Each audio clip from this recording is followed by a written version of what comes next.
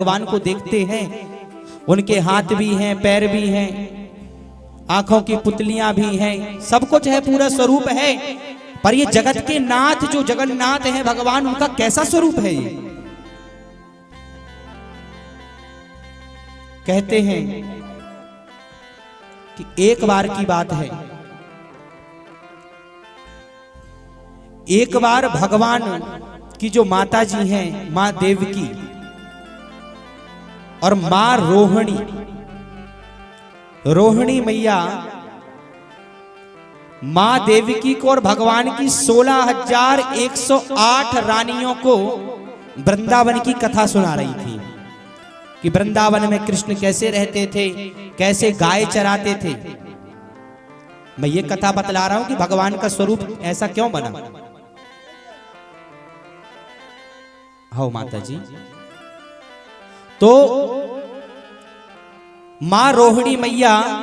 16,108 रानियों को देवकी मैया के साथ ये कथा सुना रही थी कि कृष्ण वृंदावन में रहते थे तो कैसे रहते थे, प्रातः काल उठते थे तो क्या करते थे,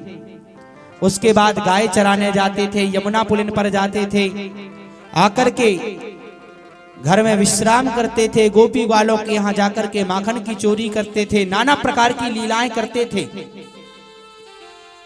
उसी समय भगवान कृष्ण, बलदाऊ जी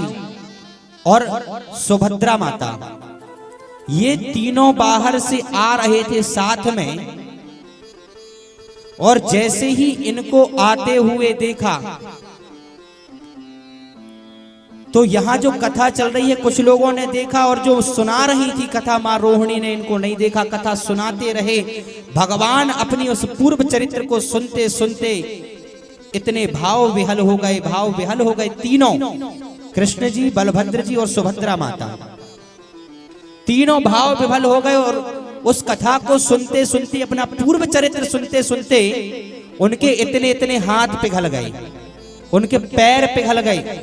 उनकी आंखों की पुतलियां पिघल गई, आंखें बड़ी बड़ी हो गई।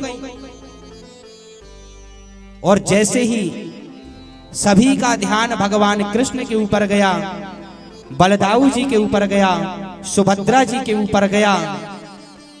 सब लोग परेशान हो गए, ये क्या हो गया।